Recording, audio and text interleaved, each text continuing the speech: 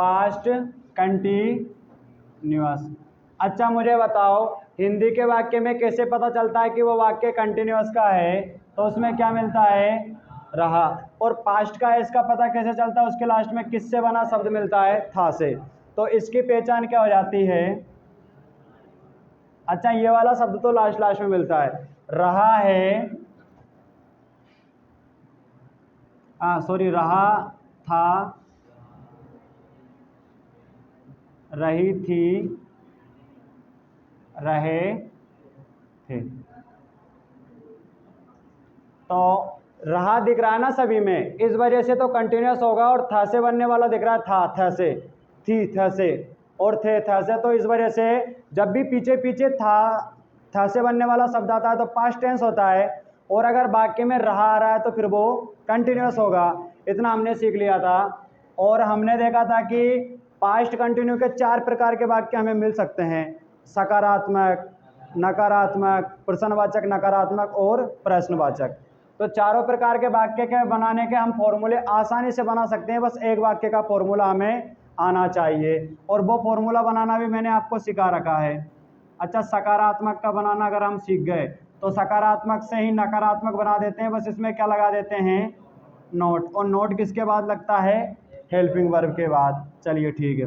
नकारात्मक अगर हमें बनाना आता है तो प्रश्नवाचक भी आसानी से बना सकते हैं।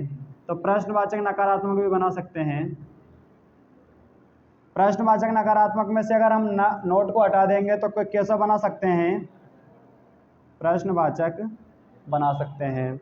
तो चारों प्रकार के वाक्य हम बना सकते हैं। प्रश्नवाचक वाक्य में क्या आता है? प्रश्न चिन्ह।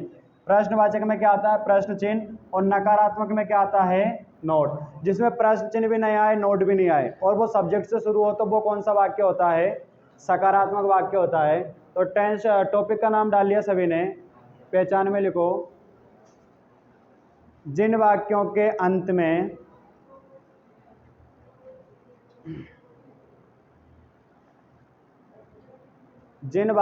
अंत में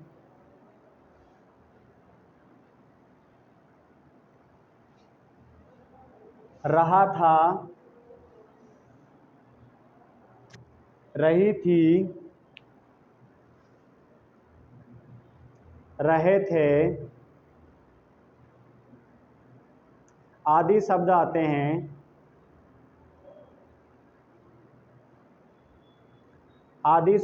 हैं, उन वाक्यों में पास्ट टेंस होता है। उन वाक्यों में पास्ट कंटिन्यूअस टेंस होता है। उन वाक्यों में पास्ट कंटिन्यूअस टेंस होता है।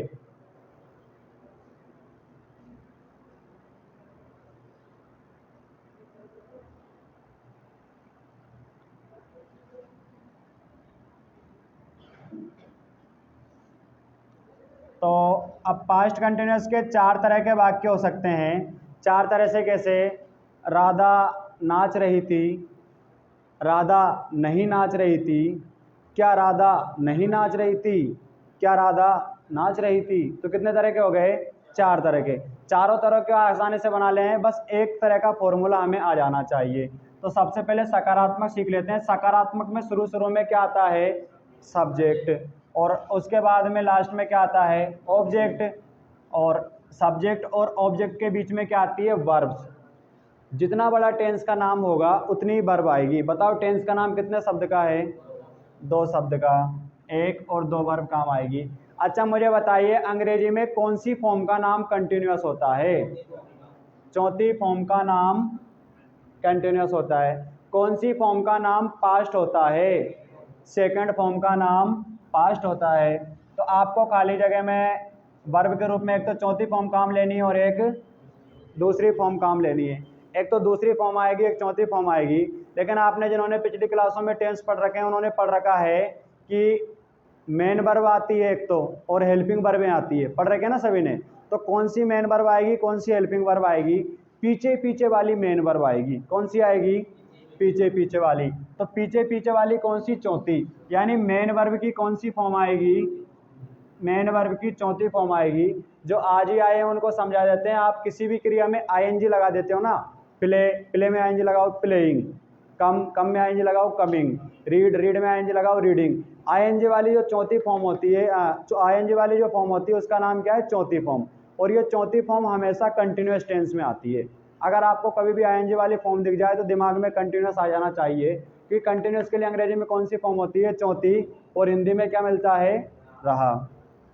अब बात आती है कि वाक्य अगर पास्ट का बनाना है, पास्ट का बनाना है तो कौन सी फॉर्म आनी चाहिए? Second form. लेकिन हमें सेंटेंस में तो एक ही वर्ब दी होगी, मेन वर्ब, उसकी तो हमने चौथी लिख दी है, तो अब हमारे पास सेकंड वर्ब नहीं है। सेकंड वर्ब नहीं है तो हम हेल्प मांगने चलेंगे। तो बताओ हेल्प मांगने कौन जाएगी? चौथी फॉर्म जाएगी और वहां से हेल्प मांग के हेल्पिंग वर्ब लाएगी। तो चौथी फॉर्म किसके पास हेल्प मांगने जाती है? बी के पास। अच्छा, बी के पास से वो कौन सी लाएगी? सेकंड। बताइए बी की सेकंड फॉर्म क्या होती है? वाज, वर। तो वाज और वर, ये दोनों बी की सेकंड फॉर्म होती है। आपने सेकंड फॉर्म लिख दी तो पास्ट टेंस बन गया, चौथी फॉर्म लिख दी तो कंटिन्यूअस बन गया। चौथी फॉर्म कैसे बनती है? किसी भी वर्ब में आईएनजी लगा दो तो वो चौथी फॉर्म बन जाती है। तो ये हमारे पास्ट कंटिन्यूअस के सकारात्मक वाक्य बनाने का फॉर्मूला है। अगर आपको नकारात्मक वाक्य बनाने का फॉर्मूला बनाना है तो नोट जोड़ दो हेल्पिंग वर्ब के बाद। हेल्पिंग वर्ब वो होती है जिसको हेल्प मांग के लाए। बताओ हेल्प मांग के किसको लाए? बाजवर को। तो बाजवर के बाद आप नोट जोड़ दोगे ना?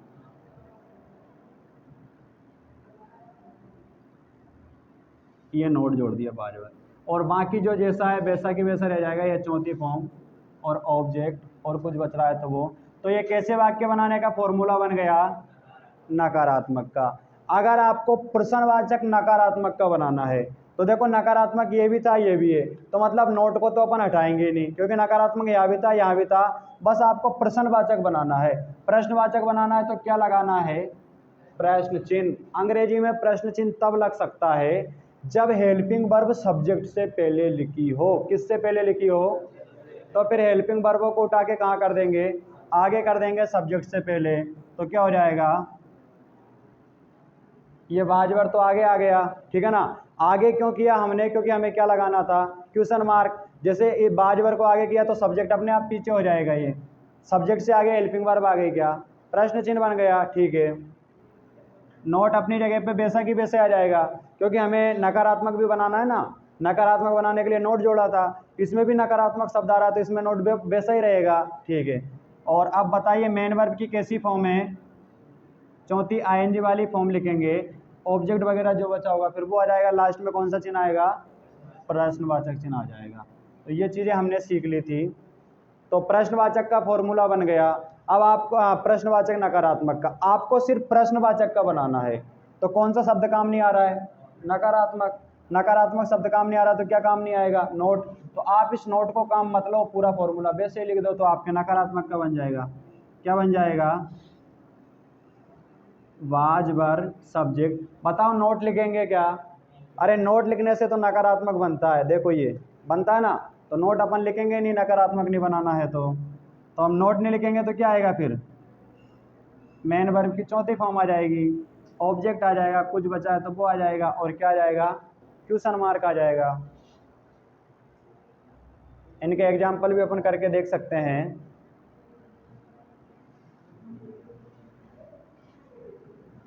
सीता नाच रही। अच्छा, नाचने में ऑब्जेक्ट नहीं दे रखा, चलो दूसरे लेते हैं।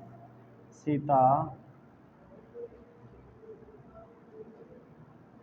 पुस्तक पढ़ रही थी।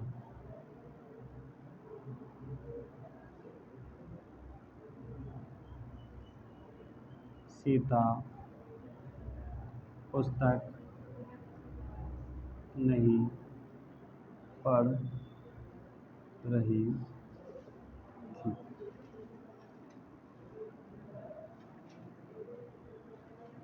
क्या सीता पुस्तक नहीं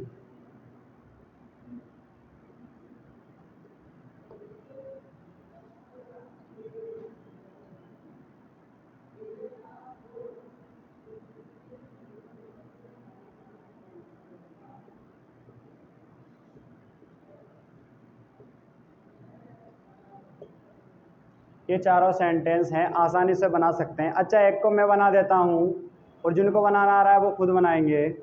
बताइए, सबसे पहले तो सकारात्मक वाला बनाएंगे। सकारात्मक में सबसे पहले क्या आता है? सब्जेक्ट। सब्जेक्ट कौन है इसमें? सीता। अच्छा, दूसरे नंबर पे क्या लिखना है? वाज या वर।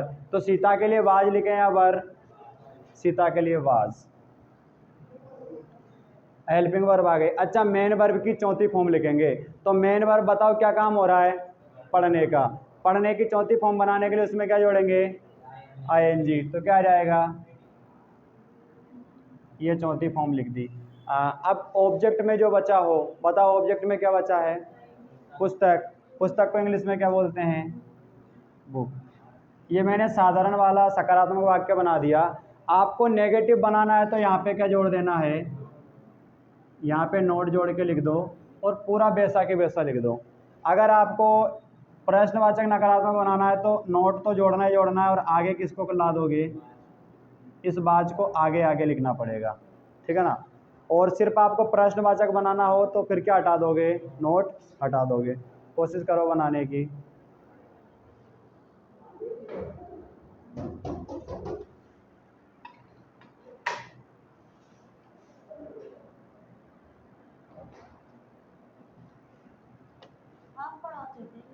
हाँ, आगे वालों को 6 बजे पढ़ाएंगे। 6 बजे इस क्लास के बाद 6 से 7। कैसा? फीस 2500 रुपये पूरे कोर्स, पूरे साल। फिक्स ही रेट है।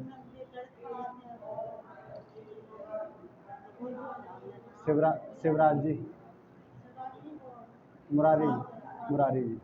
लेकिन क्या मैथ में कोर्स कम होता है? अब इंग्लिश में बुकें हैं, राइटिंग सेक्शन है, लेटर स्टोरियाँ और ग्रामर है, पूरी सिलेबस ज़्यादा होता है। ठीक है भाई साहब, ठीक। हाँ, 6 से 7। हाँ, कौन से स्कूल में एडमिशन है? तो आदर्श में मैं ही तो पढ़ाता हूँ।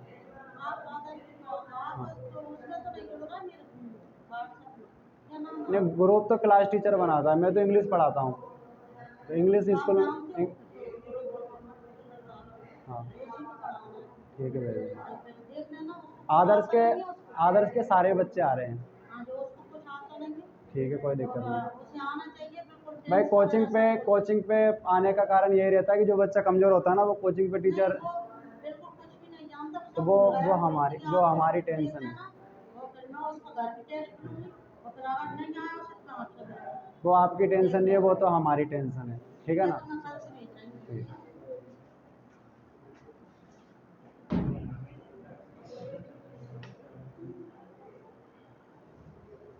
अच्छा, बना लिए क्या? इसमें तो हमें क्या करना था? नेगेटिव बनाना था, तो हेल्पिंग वर्ब के बाद नोट जोड़ दिया। तो क्या हो जाएगा? Sita was note reading book. ठीक है। अब इसमें हमें देखो, सेंटेंस के लास्ट में क्वेश्चन मार्क है, तो क्या लगाना है? क्वेश्चन मार्क अंग्रेजी में भी आएगा। क्वेश्चन मार्क तभी लग सकता है जब हेल्पिंग वर्ब सब्जेक्ट से आगे हो। तो हेल्पिंग वर्ब को सब्जेक्ट के आगे कर दो, क्या हो जाएगा? Was Sita note reading book. समझ आ गया? ठीक है। अब आपको क्या करना है? ये सेंटेंस और ये सेंटेंस एक जैसे हैं। इसमें तो आ रहा है क्या सीता पुस्तक नहीं पढ़ रही थी, और इसमें क्या आ रहा है क्या सीता पुस्तक पढ़ रही थी। यानी ये प्रश्नवाचक नकारात्मक है और ये सिर्फ प्रश्नवाचक है। तो नकारात्मक के लिए इसमें नहीं आ रहा है, इंग्लिश में नोट आ रहा है, तो नोट को हटा दो। तो क्या बन जाएगा? बात सीता रीडिंग बुक, इस तरह से बन जाएगा। समझ आ गया? ठीक।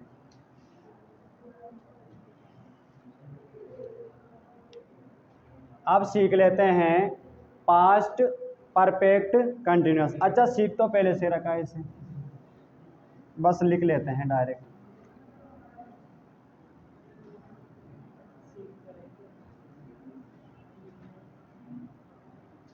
कौन सा प्रकार होगा ये? पास्ट का चौथा प्रकार। अभी अभी सीखा है कि जब पास्ट का कोई वाक्य होता है तो अंग्रेजी में कौन सी फॉर्म लिखते हैं, चौथी कंटिन्यूअस का होता है तो, और पास्ट के लिए कौन सी लिखते हैं, सेकंड, और परफेक्ट के लिए कौन सी लिखते हैं, परफेक्ट के लिए थर्ड फॉर्म लिखते हैं। ठीक है। अच्छा पहचान, देखो पास्ट कंटिन्यूअस था पहले, तो पहचान में रहा था, रही थी, रहे थे, ये आ रहा था। लेकिन इसमें पास्ट कंटिन्यूअस के साथ साथ एक शब्द और आ गया, परफेक्ट। क्या आ गया, जिस वाक्य में रहा था, रही थी, रहे थे आता है तो वो कंटिन्यूअस का तो होता ही है, लेकिन रहा रही वाले में परफेक्ट समय दे दे, काम कब से चल रहा था, अगर वो परफेक्ट समय दे दे तो फिर वो वाक्य परफेक्ट कंटिन्यूअस का हो जाएगा। तो इसमें आपको पहचान में रहा, रही, रहे थे के अलावा क्या रखना पड़ेगा, समय भी इसमें दे रखा होगा। क्या दे रखा होगा, समय। अगर आपको समय उस सेंटेंस में मिल रहा है और रहा था, रही थी, रहे थे मिल रहा है तो फिर वो वाक्य परफेक्ट पास्ट परफेक्ट कंटिन्यूअस का होगा। अच्छा परफेक्ट कंटिन्यूअस का होगा तो इसमें हमारे कितनी वर्ब काम आएगी, एक, दो, तीन, तीन शब्द का नाम है इसलिए कितनी वर्ब काम आएगी, तीन। एक, एक, दो और तीन वर्ब हमारे काम आने वाली है। अब कौन कौन सी वर्ब काम आएगी, तो नाम के हिसाब से वर्ब काम आती है। कंटिन्यूअस में कौन सी वर्ब काम आती है, चौथी। परफेक्ट में तीसरी। पास्ट में सेकंड काम आएगी। अब वर्ब जब हम लिखते हैं तो हमने देखा है, इससे पहले में भी सीखा है, हेल्पिंग वर्ब आएगी या मेन वर्ब आएगी। बताओ मेन वर्ब कहाँ पे आती है, पीछे पीछे वाली तो मेन वर्ब आती है, बाकी सारी हेल्पिंग वर्बें आती है। कैसी आती है, तो मेन वर्ब की तो कौन सी फॉर्म आ जाएगी, चौथी फॉर्म। अब यहाँ भी हेल्पिंग वर्ब आएगी, यहाँ भी हेल्पिंग वर्ब आएगी, तो अब लेने कौन जाएगी, चौथी। चौथी किसके पास जाएगी, बी के पास। बी की कौन सी लाएगी, तीसरी। तो बताओ बी की तीसरी क्या होती है, बीन होती है। तो बी की तीसरी क्या लिख दी, ये बीन लिख दी, तो ये तीसरी हो गई है। अच्छा चौथी लिखने से तो कंटिन्यूअस बन गया, तीसरी लिखने से परफेक्ट बन गया। पास्ट बनाना है तो कौन सी लिखनी है, सेकंड। अब सेकंड लेने कौन जाएगी, ये तीसरी जो बीन लिखी है। तो तीसरी किसके पास जाती है, हैव के पास। अच्छा हैव की सेकंड क्या होती है, हेड होती है, तो क्या आ जाएगा यहाँ, हेड आ जाएगा।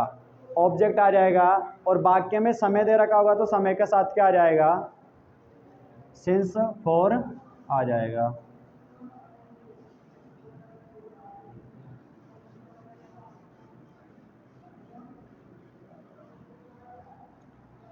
ऑब्जेक्ट आ जाएगा, और ऑब्जेक्ट के बाद इसमें समय दे रखा होता है ना, तो समय के साथ या तो सिंस या फॉर आ जाएगा। कब सिंस आएगा कब फॉर आएगा ये अभी डिस्कस नहीं कर रहे हैं। इसका कारण क्या है, कारण ये है कि प्रीपोजिशन टॉपिक में इसको तो बहुत अच्छे से पढ़ने वाले हैं।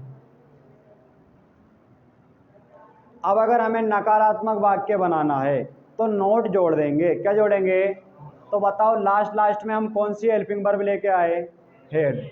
इधर इधर जो होती है ना वर्बें, लास्ट लास्ट वाली इस साइड में, तो वो हेल्पिंग वर्ब मानी जाती है। तो आप इसके साथ नोट जोड़ दोगे तो नकारात्मक बन जाएगा।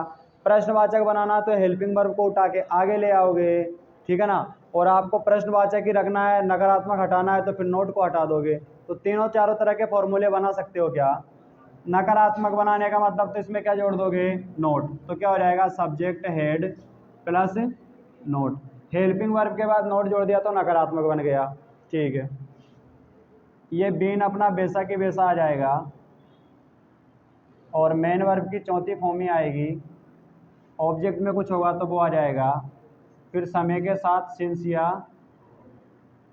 फॉर आ जाएगा, और फुल स्टॉप आ जाएगा।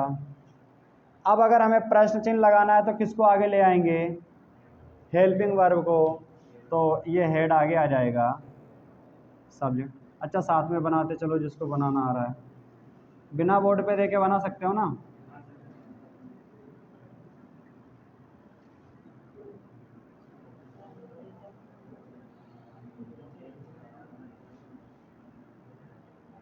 अच्छा लास्ट में फुल स्टॉप आएगा या क्या आएगा, प्रश्नवाचक है ना, तो कौन सा चिन्ह आएगा, प्रश्न चिन्ह आएगा। इसमें और इसमें क्या अंतर है, ये नकारात्मक था, ये नकारात्मक नहीं है तो क्या हटा देंगे, नॉट हटा देंगे तो क्या आ जाएगा, हेड।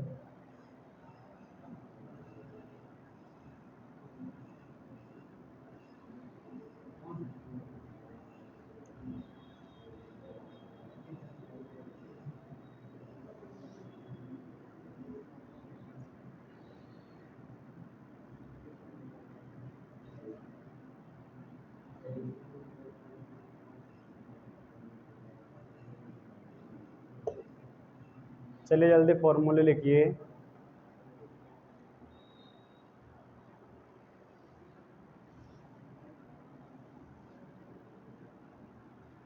अच्छा, इसमें मैंने पहचानने का रूल बोल के नहीं लिखाया, समझ आ जाएगा या बोल के लिखा है? जगह किस किस ने छोड़ रखी है? छोड़ रखी है क्या? छोड़ रखी है सभी ने। लिखिए, जिन हिंदी वाक्यों के अंत में, जिन हिंदी वाक्यों के अंत में समय के साथ, जिन हिंदी वाक्यों के अंत में समय के साथ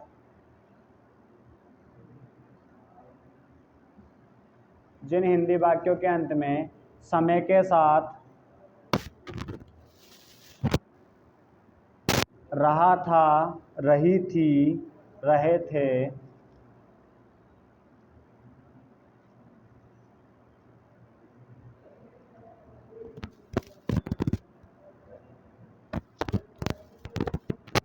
रहा था, रही थी, रहे थे आदि शब्द आते हैं,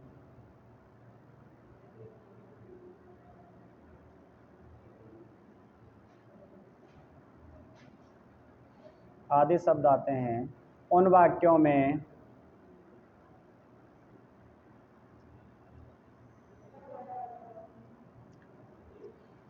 पास्ट परफेक्ट कंटिन्यूअस टेंस होता है। पास्ट परफेक्ट कंटिन्यूअस,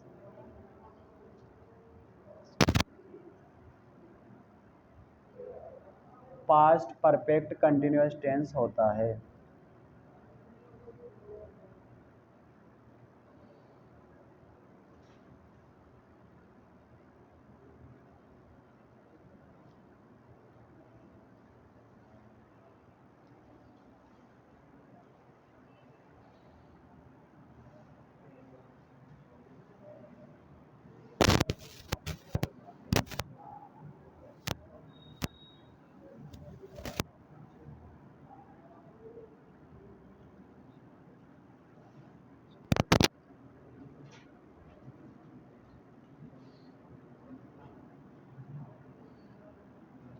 अच्छा, सिंस फॉर के बारे में अभी मैं ज़्यादा पढ़ा नहीं रहा हूँ, लेकिन सिंपल सी ट्रिक बता रहा हूँ। अगर जिसको लगाना नहीं आता है ना, आपको कोई समय दिया हो, एक तो आप ऐसे ध्यान रखो, काम को शुरू होने का समय दे रखा है क्या? अगर शुरू होने का समय दे रखा है तो वहाँ सिंस लगा दो। क्या लगा दो? आपको जो समय दिया है वो किसी घड़ी का है क्या? घड़ी का समय हो या कैलेंडर का समय हो, वहाँ भी क्या लगा दो? सिंस लगा दो। 2 घंटे घड़ी में लिखे होते हैं क्या? 2 बजे लिखे होते हैं घड़ी में, क्या होते हैं? 2 बजे। तो 2 बजे, तो 2 बजे अपन क्या कहाँ पे देखते हैं घड़ी में? 2 घंटे तो अपन अंदाजा लगाते हैं कि 2 से 4 के बीच में 2 घंटे हैं, ठीक है ना? तो घड़ी घड़ी में जो समय लिखा रहता है ना, घड़ी का और कैलेंडर का जो समय लिखा रहता है, वहाँ भी सिंस लगाओ। और अगर आपको इतना भी समझ नहीं आ रहा तो काम को शुरू होने का पॉइंट दे रखा है क्या? शुरू होने का पॉइंट अगर दे रखा होता तो क्या लगेगा? सिंस लगेगा। शुरू होने का और ख़त्म होने का पॉइंट नहीं दे रखा है तो फिर वो बीच का दे रखा होता है, उसमें क्या लगता है? फॉर लगता है।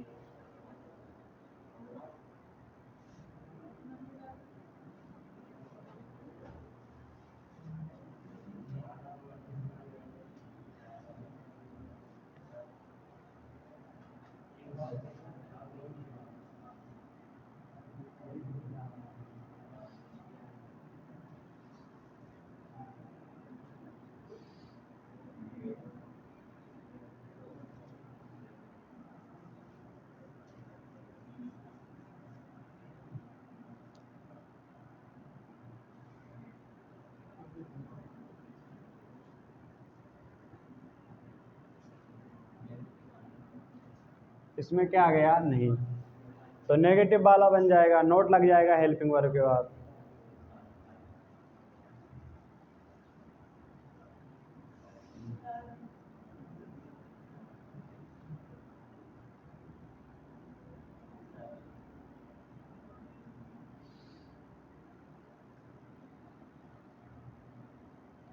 अच्छा, इतना अगर कन्फ्यूज हो रहे हो ना तो एक सिंपल सी ट्रिक और भी बता सकता हूँ। फोर लगता है अवधि वाले समय में। कौन से वाले समय में?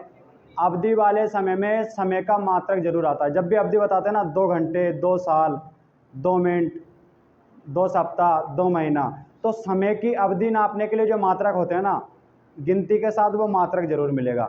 अवधि वाले समय की एक और पहचान है कि उसमें गिनती आती है। क्या आती है? अवधि वाले समय में गिनती जरूर आएगी, लेकिन गिनती के साथ मात्रक भी आना चाहिए। सुबह से गिनती आ रही क्या? तो अवधि वाला नहीं है, सिंस आएगा। 10 घंटे से, अब घंटे, 10 घंटे से, तो 10 आ रहा है संख्या, और घंटे बताओ समय का मात्रक होता है क्या? 10 बजे से गिनती आ रही है, लेकिन बजे कोई मात्रक होता है क्या? नहीं होता है ना। तो आपको गिनती वाला ध्यान रखना है, और गिनती के पीछे उसका मात्रक भी लिखा होना चाहिए। क्या लिखा होना चाहिए? समय का मात्रक। समय का मात्रक क्या होते हैं? सेकंड, मिनट, साल, सप्ताह, दिन, है ना। तो वो सारे वो तो फिर अपन जब प्रिपरेशन टॉपिक पढ़ेंगे ना, तो वहाँ आपको अच्छे से समझाऊंगा उसे।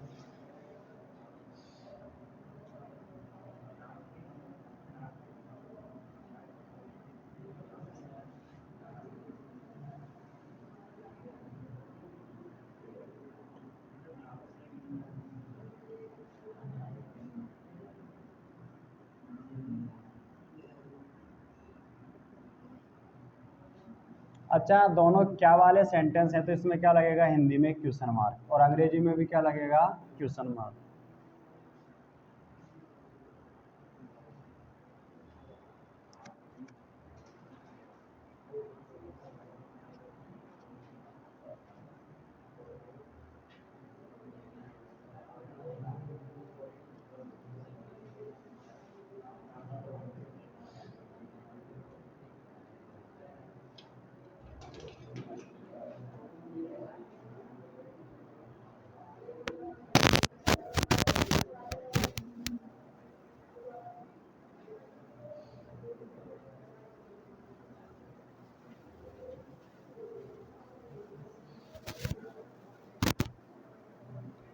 चलिए, एक को बना के मैं दिखा देता हूँ, फिर चारों वाक्य बना सकते हो क्या? तो हम सबसे पहले बनाएंगे सकारात्मक वाला, ठीक है ना। सकारात्मक में सबसे पहले क्या लिखेंगे? सब्जेक्ट। बताओ सब्जेक्ट में क्या लिख देंगे? राधा। ठीक है, राधा के बाद क्या लिखेंगे? हेड। हेड के बाद क्या लिखेंगे? वीन। वीन के बाद क्या लिखेंगे? मेन वर्ब की चौथी फॉर्म। तो मेन वर्ब क्या है? नाचना। नाचने की चौथी फॉर्म बनाने के लिए उसमें क्या लगा देंगे? आईएनजी। तो डांसिंग। ठीक है, राधा नाच रही थी। अब बस टाइम दे रखा है, कब से? 2 घंटे से। बताओ 2 घंटे अवधि वाला समय है क्या? अवधि वाला है तो इसमें मात्रक आ रहा होगा घंटे। मात्रक आ रहा है क्या समय का? घंटे आ रहा है, तो 4 लगा दो। फिर क्या लगा दो? 4। 4 2 आवर्स। जिसको सिंस और फॉर में दिक्कत रहती है, बस इतना सा ध्यान रखेगा कि गिनती आएगी, और गिनती के साथ उसका समय का मात्रक भी उसमें लिखा होगा, तो वहाँ 4 लगाया करेंगे। अच्छा, नेगेटिव वाला बना सकते हो। नेगेटिव वाले के लिए बस कुछ नहीं, हेल्पिंग वर्ब के साथ क्या जोड़ना है? नोट जोड़ना है। तो ये आगे आगे हेल्पिंग वर्ब है, इसके साथ नोट जोड़ दो, सेम वैसा ही आ जाएगा।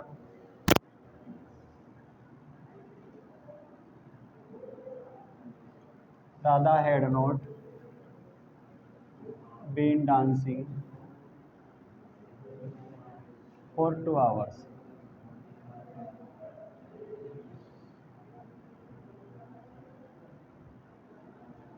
अब ये जो 2 सेंटेंस आपको नीचे दिखाई दे रहे हैं, इनमें क्या आ रहा है? Question mark. क्या आ रहा है? और क्वेश्चन मार्क तब आएगा जब आप हेल्पिंग वर्ब को किससे आगे लिख दोगे? सब्जेक्ट से आगे। तो पीछे वाले से बना लेते हैं, तो आगे किसको लिख देंगे? हेड को। Had Radha not been dancing for 2 hours। ठीक है।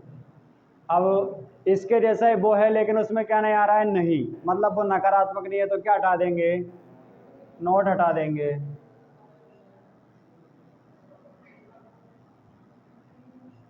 हेड राधा नोट, अच्छा नोट हटा देंगे ना, तो क्या जाएगा, वीन डांसिंग फॉर 2 hours, और लास्ट में कौन सा चिन्ह आ जाएगा, क्वेश्चन मार्क।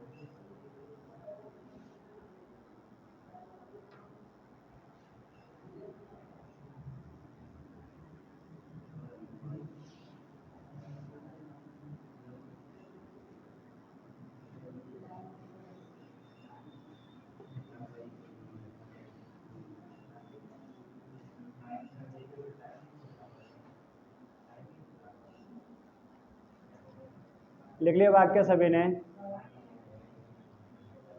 तो अब फ्यूचर टेंस बचा है, और टाइम कितना बचा है देखना, आधा घंटा बचा है। तो आधे घंटे में फ्यूचर टेंस को हम सीख सकते हैं। 20 मिनट बचे हैं। अच्छा, मैंने आपको 5 फॉर्मों के नाम करके ही सारे टेंस सिखाए हैं। तो फ्यूचर टेंस किस फॉर्म का नाम मैंने आपको सिखाया है, फ्यूचर टेंस किसी फॉर्म का नाम नहीं होता है। अच्छा, फ्यूचर के बारे में फिर मैंने क्या बताया है, किससे फ्यूचर टेंस सीखते हैं, विल और शैल जब भी लिख देते हैं तो फ्यूचर का वाक्य बन जाता है। क्या बन जाता है, विल और शैल जब भी लिख देते हैं, शैल कब लिखते हैं और विल कब लिखते हैं। अंग्रेजी में नकरे करने वाला सब्जेक्ट कौन है, किसके लिए अलग अलग वर्बें आती है, नकरे करने वाला कौन है, आई। आई के लिए प्रेजेंट कंटिन्यू में तो आता है एम, और पास्ट में जो है ना आई हमेशा प्लूरल होता है, कैसा होता है, लेकिन पास्ट में आई के साथ सिंगुलर वर्ब आती है वाज। वैसे आई के लिए एम आता है, आई के लिए हैव आता है, आई के लिए डू आता है, लेकिन पास्ट टेंस में आई के लिए क्या आता है, वाज। इसी तरह फ्यूचर में भी इसने नखरे किए, लाइट के बिल से ही काम चल जाता, इन्वर्टर होता ना सेलो वाला, तो सेलो वाली बैटरी लगाने की आवश्यकता नहीं पड़ती अगर नखरे करने वाला कौन नहीं होता, आई। लेकिन आई नखरे करता था तो फ्यूचर में जाके इसका भाई भी करने लगा। कौन करने लगा, उसके लिए तो आप जब भी वो नखरे करता है, मोबाइल मंगाता है तो मोबाइल ला के दे देते हो, साइकिल मंगाता है साइकिल ला के दे देते हो। तो इसके भाई ने भी कहा इस बार मैं भी नखरे करूँगा, मैं भी रूसूँगा, थोड़ा बहुत ड्रामा करूँगा। तो आई फर्स्ट पर्सन होता है, और एक सब्जेक्ट और होता है फर्स्ट पर्सन, मैं और बहुत सारे मिलकर क्या बोलते हैं, हम। तो हम भी फर्स्ट पर्सन होता है। तो फ्यूचर में दोनों फर्स्ट पर्सन सब्जेक्ट के साथ सेल आएगा। कैसे ध्यान रखेंगे, लाइट के बिल से ही काम चल जाता, सेल नहीं लाना पड़ता, लाइट के बिल से ही काम चल जाता, सेल नहीं लाना पड़ता। नखरे कौन करता था, आई, और फ्यूचर में कौन करने लगा, उसका भाई, आई उसका भाई, दोनों करने लगे। तो दोनों के साथ बिल आएगा, सेल आएगा, बाकी सभी के साथ। फिर मैंने फ्यूचर टेंस समझाते टाइम ये बताया होगा, अंग्रेजी में जो 12-13 मॉडल्स होते हैं उनके बाद मूल फॉर्म लिखनी पड़ती है। कैसी फॉर्म लिखनी पड़ती है, उनके बाद मूल फॉर्म लिखनी पड़ती है। तो बिल सेल को लिखते टाइम ध्यान रखेंगे कि इसके तुरंत पीछे मूल फॉर्म लिखी होना चाहिए। चलिए ठीक है, तो हम सबसे पहले सीख लेते हैं पास्ट सिंपल। अच्छा सॉरी, फ्यूचर सिंपल। क्या सीख लेते हैं, फ्यूचर सिंपल। तो मुझे ये बताइए, सिंपल किस फॉर्म का नाम मैंने आपको पढ़ाया है। अच्छा, मैंने सिंपल को कैसे सिखाया है, अगर वाक्य में आप कुछ भी नहीं लिखो, उसको फ्यूचर का बना दोगे तो अपने आप वो किसका बन जाएगा, फ्यूचर सिंपल का। अगर वाक्य में आप कुछ भी नहीं लिखो, सिर्फ उसमें पास्ट की फॉर्म लिख दो, तो अपने आप वो वाक्य पास्ट सिंपल का बन जाता है। कुछ भी नहीं लिखो, प्रेजेंट की फॉर्म लिख दो, तो अपने आप वाक्य प्रेजेंट सिंपल का बन जाता है। यानी सिंपल के लिए कोई भी फॉर्म नहीं होती है, सिंपल तो अपने आप ही वो बन जाता है। तो हमें वाक्य पास्ट सिंपल का है, तो फिर क्या क्या लिखना पड़ेगा, पास्ट के फ्यूचर सिंपल के लिए बिल या सेल। लेकिन बिल और सेल के लिए ध्यान नहीं बोलना है कि ये क्या है, मॉडल। और मॉडल के लिए क्या लिखनी पड़ती है, एक मूल फॉर्म लिखनी पड़ती है। अच्छा, फ्यूचर का कोई सा भी वाक्य होता है तो हिंदी में उसके पीछे क्या आता है, गा आता है। कंटिन्यूस का होता है तो रहा आता है, परफेक्ट का होता है तो चुका आता है। अच्छा फ्यूचर सिंपल का होगा तो उसमें रहा और चुका आएगा क्या? नहीं आएगा ना। फ्यूचर कंटिन्यूस में रहा आएगा, फ्यूचर परफेक्ट में चुका आएगा, फ्यूचर सिंपल में रहा और चुका दोनों ही नहीं आएंगे, बस पीछे क्या आएगा? गा गी गे, है ना। वो तो गैसे ही ध्यान रह जाएगा। चलिए तो पहचान लिखिए।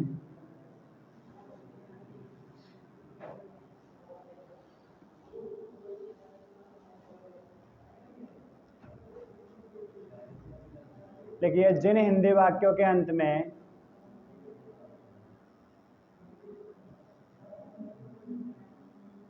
जिन हिंदी वाक्यों के अंत में जिन हिंदी वाक्यों के अंत में गा गी गे, जिन हिंदी वाक्यों के अंत में गा गी गे, जिन हिंदी वाक्यों के अंत में गा गी गे आता है तथा उसमें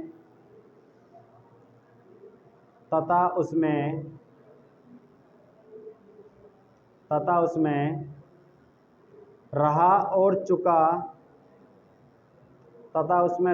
चुका दोनों ही शब्द नहीं आते हैं,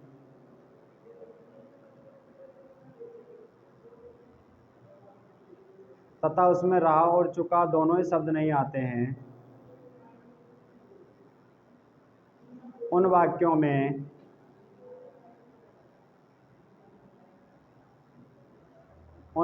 में फ्यूचर सिंपल टेंस होता है।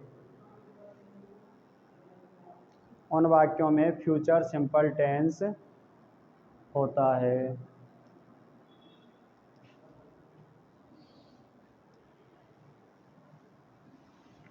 आपको क्या मिलेगा लास्ट में? गा गी गे, लेकिन उसमें हमें क्या नहीं मिलना चाहिए? रहा और चुका, क्योंकि रहा आने से तो फिर वो फ्यूचर कंटिन्यूस हो जाएगा, चुका आने से फ्यूचर परफेक्ट हो जाएगा।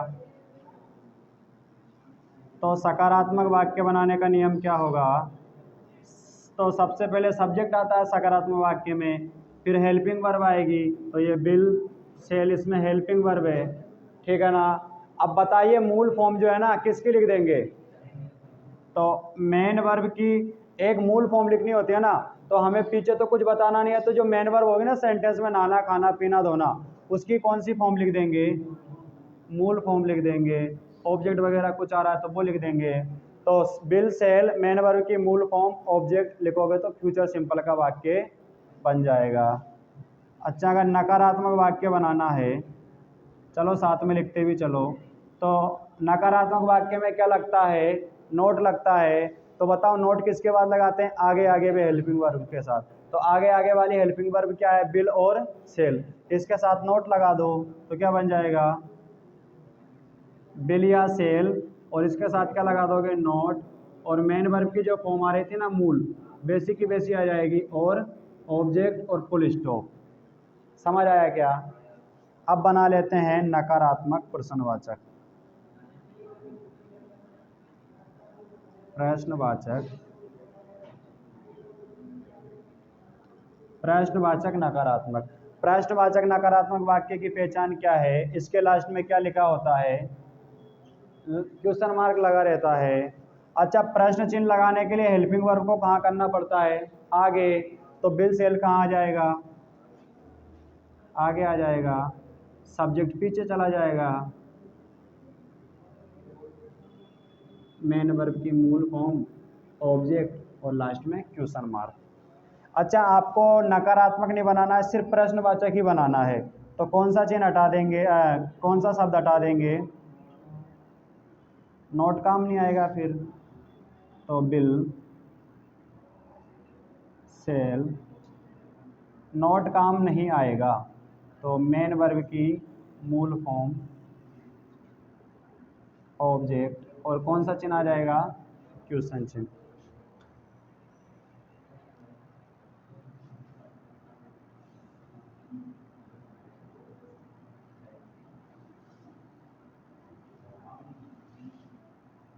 हम कल जयपुर जाएंगे। अच्छा, हमने पहचान देखी है कि उसमें अगर फ्यूचर सिंपल का वाक्य होता है तो लास्ट में गागी गे आता है। बताओ गागी गे आ रहा है क्या? और उसमें चुका और रहा नहीं आता है। बताओ इसमें कहीं चुका और रहा दिख रहा है क्या? नहीं दिख रहा, तो फिर फ्यूचर सिंपल होगा। फ्यूचर सिंपल अगर है तो सबसे पहले लिख दो सब्जेक्ट। सब्जेक्ट में क्या है? हमको अंग्रेजी में क्या बोलते हैं? बी। अच्छा, अब बी के लिए बिल आएगा या सेल आएगा? दोनों में से बी नगर करने वाला का भाई है तो क्या जाएगा? सेल। चलो सेल लिख दिया। अब मेन वर्ब की कौन सी फॉर्म लिखनी है? मूल फॉर्म। तो मूल क्या है? जाना। तो जाने की मूल फॉर्म क्या है? गो होती है। अच्छा, कब जाएंगे? कल। तो कल को अंग्रेजी में क्या बोलते हैं? हाँ sorry, go to Jaipur tomorrow.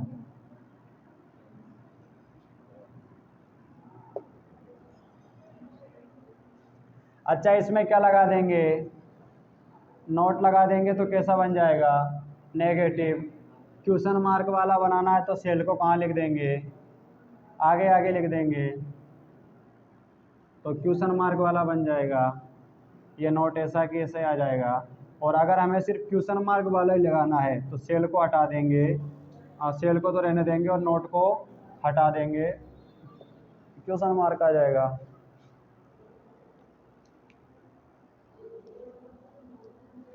तो कल थोड़ी बहुत क्लास लेने के बाद ही हमारे टेंस कंप्लीट हो जाएंगे। तो टेंसों में किसी को कोई डाउट हो तो कल बता देना। और जो मान लो बीच में से आके बैठे हैं तो उनकी टेंशन नहीं लेनी है, उनको तो फिर रिवाइज क्लास में पूरा ही शुरू से समझाएंगे फिर।